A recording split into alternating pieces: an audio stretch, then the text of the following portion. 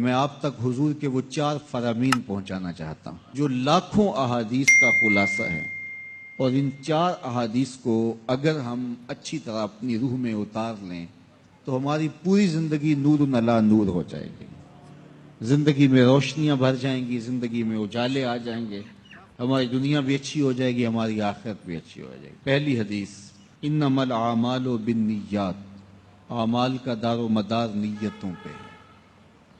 نیت اچھی ہے تو صلہ ملے گا، نیت بری ہے تو اچھے عمل کا بھی صلہ نہیں ہے۔ دوسری حدیث، حلال بھی واضح ہے، حرام بھی واضح ہے، اور حرام اور حلال کے درمیان کچھ شبہ والی چیزیں ہیں، زیادہ لوگ انہیں نہیں جانتے۔ جس نے اپنے آپ کو شبہ والی چیزوں سے بچا لیا، اس نے اپنا دین بھی بچا لیا، اپنی عزت بھی بچا لی، اور جو شبہ والی چیزوں میں پڑ گیا گویا وہ حرام چیزوں میں پڑ گیا۔ تیسری بات، حضور نے ارشاد فرمایا کسی شخص کے اسلام کا حسن یہ ہے کہ وہ ہر بے مقصد کام کو چھوڑ دے۔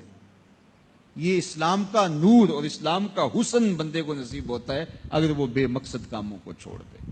ہماری زندگی بڑی قیمتی ہے، ایک ایک سانس با مقصد ہونا چاہیے، لیکن ہم اپنے وقت کو کس آوارگی کے ساتھ، کس بے دردی کے ساتھ گزارتے ہیں۔ حضرت امام شافعی کہتے ہیں کہ میں نے فقیروں سے 2 باتیں بڑی پتے کی سنی اور انہوں نے مجھے بڑا نفع دیا۔ ایک تو یہ، الوقت سیف قاطع، وقت کاٹ دینے والی تلوار ہے، اگر وقت کو تم کاٹو گے تو ٹھیک، ورنہ وقت تمہیں کاٹ دے گا۔ دوسری بات جس نے مجھے بڑا نفع دیا وہ یہ کہ اپنے آپ کو نیکی کے کاموں میں لگا دو، ورنہ نفس تمہیں برائی کے کاموں میں مشغول کر دے گا۔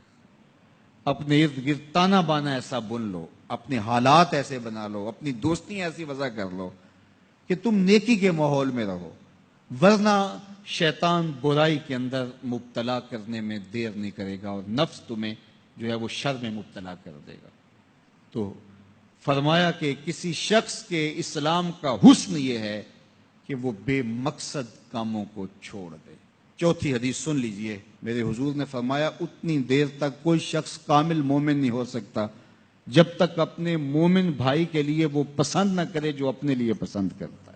میں اور آپ اپنے لیے جو پسند کرتے ہیں ہمیں اچھی طرح پتہ ہے، اپنے بھائیوں کے لیے، اپنے عزیزوں کے لیے، اپنے دوستوں کے لیے، اہل ایمان کے لیے بھی وہی پسند کریں۔ خیریت، عافیت، دولت، عزت، آبرو، یہ ہم پسند کرتے ہیں اپنے لیے، اور ہم یہ سب جو ہے وہ اپنے عزیزوں کے لیے، اپنے بھائیوں کے لیے بھی پسند کریں، اہل ایمان کے لیے بھی پسند کریں۔ اللہ سب کو آبرو دے، کسی کی عزت پہ حرف نہ آنے پائے، کسی کو دھوکہ نہ ہو، کسی کو فراڈ نہ ہو۔